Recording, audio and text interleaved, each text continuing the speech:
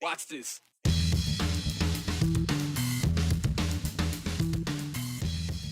Snip, snap, snip, snap, snip, snap. There's been a lot of back and forth for Idaho's abortion ban.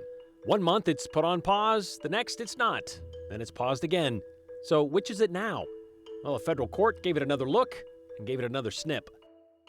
The battle for water in the West is centuries old. But what if science could create more? Well, that almost seemed to create more problems when creating snow in the sky was just getting a foothold in the Northwest.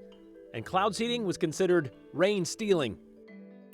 Oh, it's almost the weekend. The weather has been way above average, and Thanksgiving is next week. There's a lot to feel good about. And we heard a lot of it when we asked for your good news. You know the old saying, if you don't like the weather in Idaho, just wait 15 minutes. It'll change. Well, lately, the weather has been more predictable, a bit more predictable, and a bit more stable than what's been happening with Idaho's near-total abortion ban. Don't like a recent ruling on its legality? Just wait. It'll change. This week, a new ruling on an old ruling that overturned another ruling, which makes perfect sense, right? Well, Joe Paris swears he has it all figured out for us and joins us now to clear up where this law stands today. Joe? Well, Brian, we're talking about a specific section of Idaho's total abortion ban that concerns EMTALA, the Emergency Medical Treatment and Labor Act. In the Biden White House was and is focused on the Idaho law and the portion we're going to talk about specifically. So, last summer, August of 2022, the United States Department of Justice, they sued Idaho in federal court, arguing that the state's near-total abortion ban violates EMTALA. So that federal provision requires hospitals to provide stabilizing treatment in emergency situations. The question at hand, does that include an abortion deemed necessary to prevent the death or serious impairment of the mother? An Idaho judge originally agreed with the Justice Department and blocked the abortion ban from being enforced in emergency medical situations. However, a 3-judge panel from the Ninth Circuit Court of Appeals, they overturned that decision on September 29th, allowing the abortion law to fully take effect. But in October, weeks later, that changed again. The Ninth Circuit temporarily blocked that law from being enforced in emergency medical situations and granted a request for a rehearing before a full judicial panel. So, as you would have guessed, the Idaho legislature quickly issued a motion to stay or stop the injunction while the appeal process continues. And this week, we learned that the Idaho legislature's request is denied. But there will soon be more movement. The Ninth Circuit Court of Appeals ruled that they will continue to review the injunction and questions around EMTALA and Idaho law. Oral arguments are now set for the week of January 22nd, so early next year, in Pasadena, California. And the Ninth Circuit has elevated this case to being heard en banc. And this means that a panel of judges, not just one, are studying the case. And the Ninth Circuit, which again Idaho falls into here in the West, has a unique system compared to other circuits. An en banc panel in the Ninth Circuit consists of 11 randomly selected judges. And the chief judge of the circuit presides over the hearing. And there are 29 in the circuit in total. And the Ninth Circuit Court of Appeals, they operate a little bit differently than other circuits. So most circuits, they'll hold the en banc hearings with all their judges in their Court of Appeals. But because of the large roster of judges in the Ninth Circuit, en banc hearings are held with only 11. And you may wonder, okay, well, where do those judges come from? Well, those 11 judges are actually a mix of judges that have been appointed by presidents, President Clinton, Bush, Obama, Trump, and some from President Biden recently. And I can tell you, Idaho Republicans are historically not a major fan of the Ninth Circuit Court of Appeals because of the amount of liberal judges on the circuit. And California, Washington, Oregon is a big part of that. So the group will decide, though, the implications of Idaho law and EMTALA. And if it is appealed, Brian, eventually the next step for all of this would be the United States Supreme Court. Some believe, and some have said since last year, that they believe this case will go the distance to the Supreme Court. We will see. If not this one, then I'm sure another one will. Another case of snip snap coming your way. All right, thanks, Joe. You know, the recount is on for the Boise City Council District 3 race. Let's take a look at it. It's happening right now, sort of. People kind of just standing around right now. There's Secretary of State Phil McGrain, I do believe, sitting there, right? Is that, yeah, that's it. If you listen closely, you might, well, you can see them handshaking. Maybe they're finished for the day. I don't know. The whole point is they were supposed to count this starting this morning over District 3. They started it this morning. Josh Johnston asked for this recount after losing by just 15 votes to winner Kathy Corliss back on November 7th. And Mr. Johnston is paying for this recount because the final vote margin was not within 0.1% separation requirement. Cost $100 per precinct. He asked for it for 16 precincts, so it's going to cost him about $1,600 to get the result that he's hoping for, which is possibly sneaking out a win or finding out if he still lost the race. Again, they were supposed to finish today. It looks like they might be already, and hopefully soon we'll find out the result of that recount. Well, speaking of elections, we got a viewer question about Eagle election signs. Well, in the city of Eagle, I should say. It wasn't really texted in, but we got this question from our own Sophia Bliss, who is a resident of the town.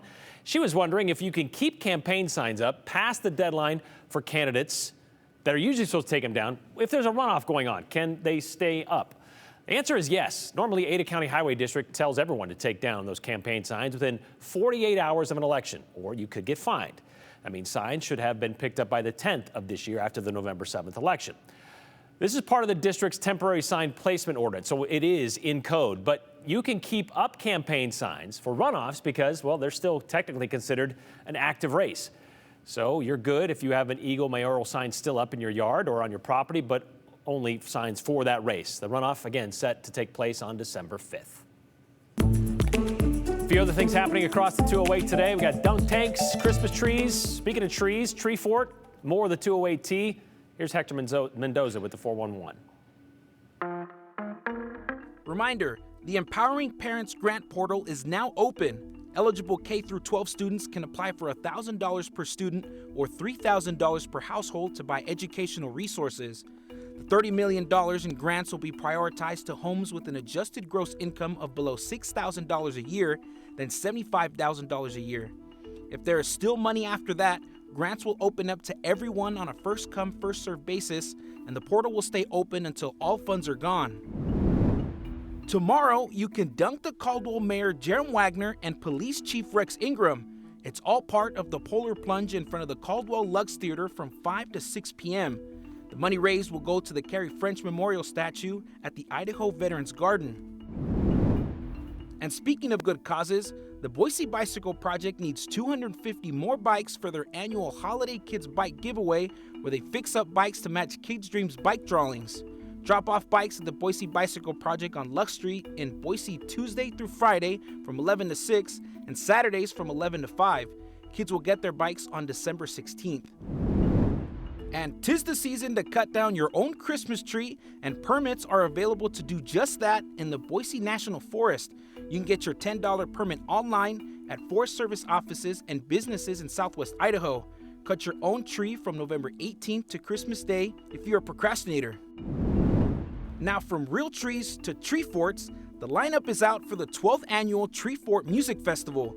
It includes 114 artists from 23 states and 14 countries.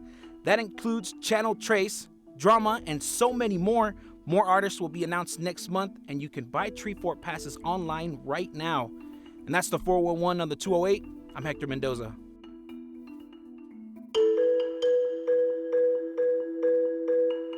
All right, having a hard week? Well, the key is to find the joy in the little things, and sometimes in the big things. We get your good news as we get ready for the weekend. So what's your good news? Tell us. Send it to us, 208-321-5614. Or, you can tell us anything about the show, any questions, comments, or concerns. Don't forget your name and the hashtag, the 208. We like them clean, concise, and clever helps. And that way, we might share yours at the end of the show.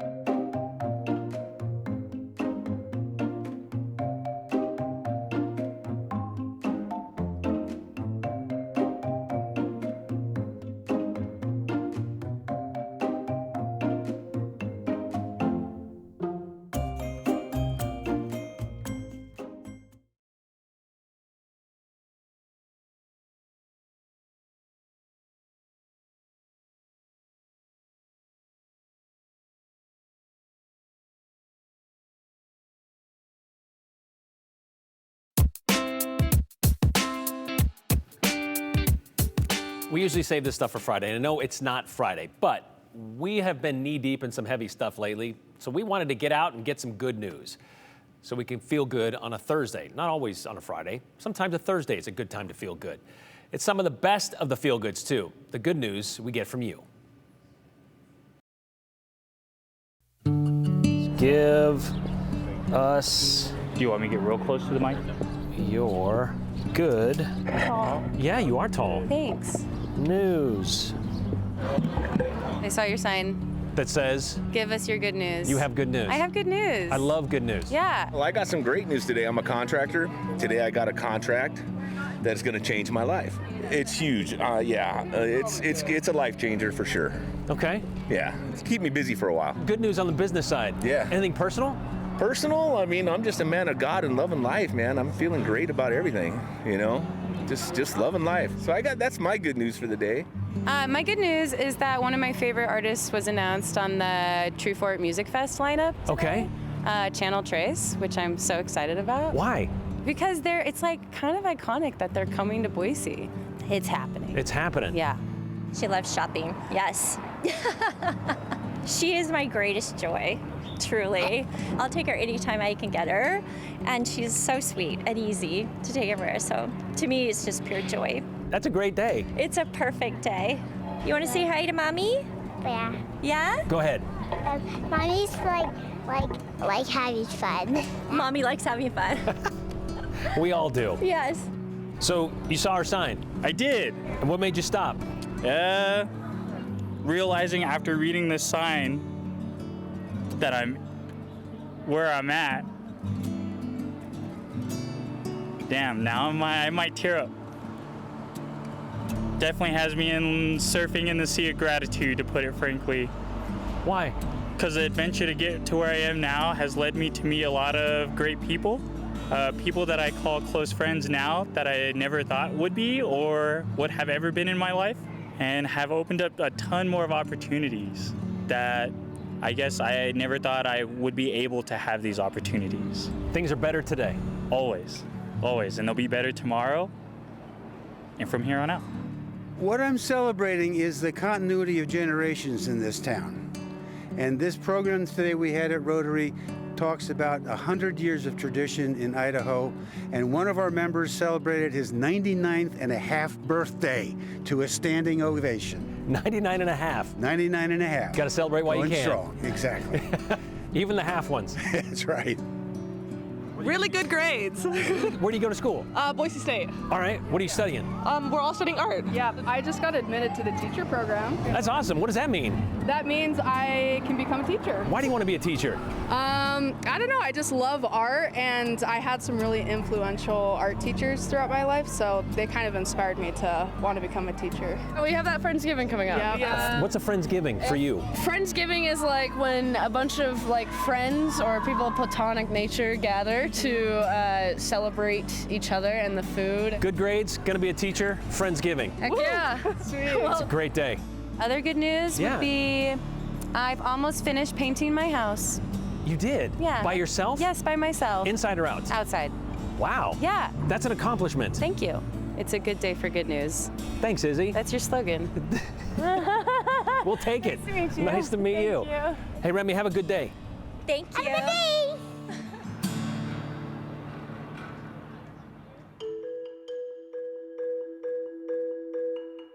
Let's make it rain. That's what cloud seeding is saying. Well, you know that thing we explained yesterday? A few of you, though, had some questions about it, like, what if that rain was meant for someone else? We're going to clear a few things up. Anything you want to make clear to us, all you got to do is tell us at 208-321-5614. Of course, include your name and the hashtag, the208.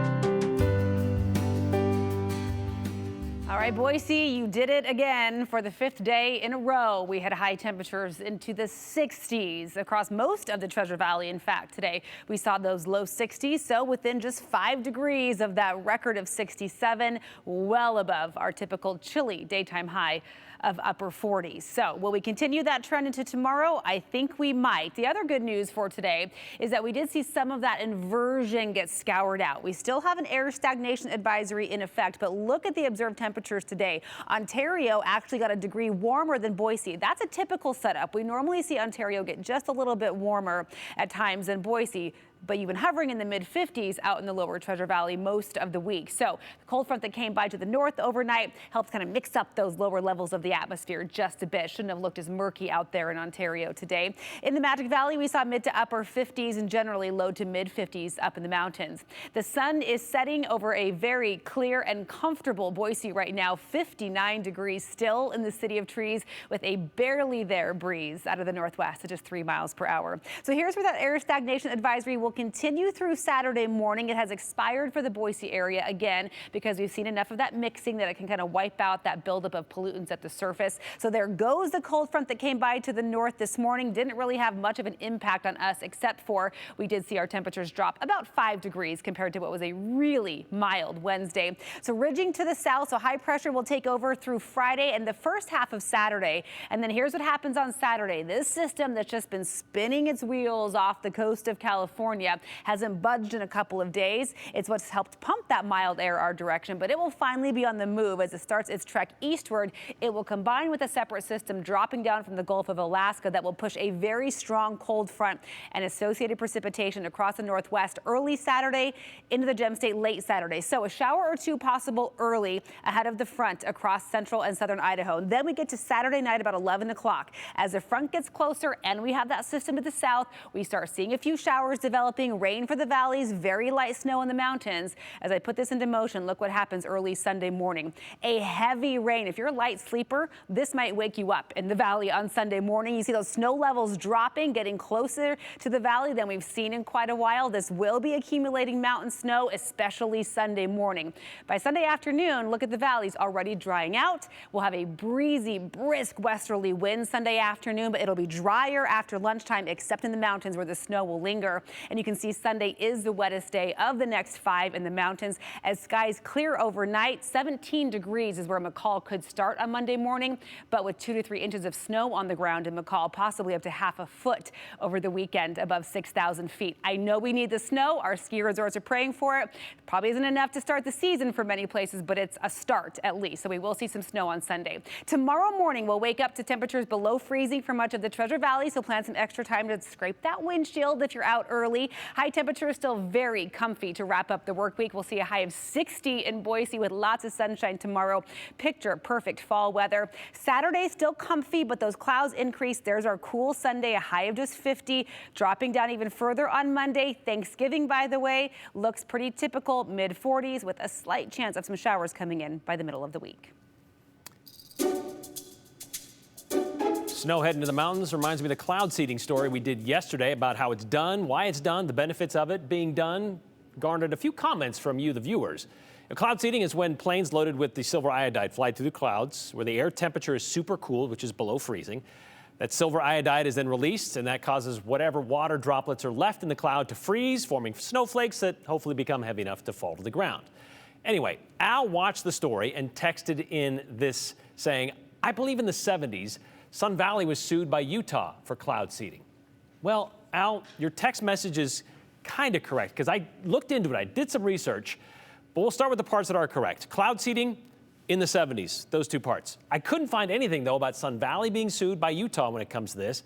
However, I did learn that Idaho was involved in a couple of cloud seeding controversies. The first was in the 1970s, when some states referred to cloud seeding as cloud rustling. In February of 1977, the Washington state legislature put an emergency cloud seeding program into play.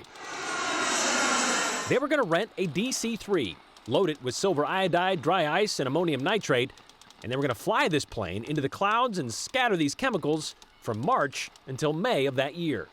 But when Idaho's Attorney General at the time, Wayne Kidwell, got wind of it, he threatened a lawsuit. Claimed he would go directly to the Supreme Court, saying Washington taking what little water was left in the clouds before they got to Idaho would make the drought worse in the already parched panhandle of the Gem State. Even Governor John Evans got involved, who was worried Idaho wasn't consulted about the plan, and he stopped it from happening with a phone call the day before it was to begin. However, within a week, Evans acquiesced and put a stop to the possibility of a lawsuit. Evans told Kidwell in a letter, basically, look, I was told Washington's cloud seeding would not impact Idaho's weather. Oh, and besides, we might want to do some cloud seeding ourselves someday. And we have. The other instance of Idaho being involved in a potential legal battle over cloud seeding was in 2005. Montana believed our cloud seeding program, which Idaho Power had been doing since the 1990s, was stealing rain from their border counties. The Gem State stealing from the Treasure State. Montana also threatened a lawsuit, but nothing much came of it. Montana, they can cloud seed themselves if they want, but a law passed in the 1990s that would allow it also required $1 million bond and a full-blown environmental study to do that. And they haven't issued a permit to do it since 1993. They did try to lower those requirements a couple of years ago, but it failed in the Montana legislature. Right now, 9 states around the Intermountain West and the Northwest, they use cloud seeding to increase their snowpack.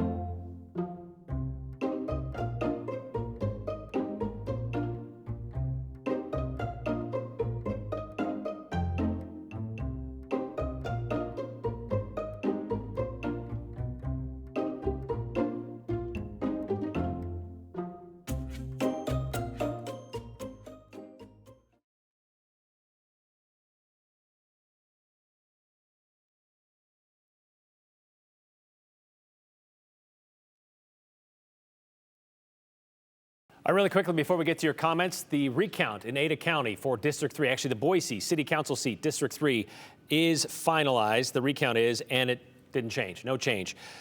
Josh Johnson still loses to Kathy Corliss 2551 to 2566 by 15 votes. So it is official and it is done. And Kathy Corliss will take that seat 3 or District 3 seat on the Boise City Council. This one from Roger in Twin Falls. We used to wait only 5 minutes for the weather to change in Idaho. 15 minutes nowadays? Must be the inflation. Might be, could be, just depends. When, oh when, will these extremists realize women are qualified to make their own medical decisions? How many states have put that to the test? Nebraska's next. It should be proven again. Keep the government out of the doctor's office, period, Jenny says from Boise. Well, here's the thing. If you want to get an initiative on a ballot, you got to get some signatures collected. It is possible. You just got to take the time to do it. And some people out there doing other initiatives. So if that's something you want to see to let the state of Idaho, the voters decide, you got to get that process started. If I see an election sign that is not related to runoff, can I legally remove it? Well, actually, they're property of the candidate. So you can't go onto somebody's private property, first of all. Secondly, don't just take something that's not yours. If it's there, you can probably let somebody know. They probably can remove it. In the late 60s, Sun Valley tried cloud seeding. Planes aloft, didn't account for winds. The little town of Peekaboo, 15 miles downwind, out in the Sagebrush Flats, got 4 feet of snow. That's Steve's memory of that. That's pretty good. Yeah, you can try to play with the weather, but it's still going to mess with you a little bit if you're not careful. Great news. I love this. Great news. Part of our good news segment. Got our furnace fixed today, just in time for the colder weather. She's ready for it, says Kathy in Meridian. Been given permission to ski this year after last year's knee injury. Bring on the snow. That's my good news, says Lauren in Sun Valley. And after an assignment in my class, one of my students found their passion and zeroed in on their major and future career. That's a wonderful feeling, says Brian. We'll see you back here tomorrow.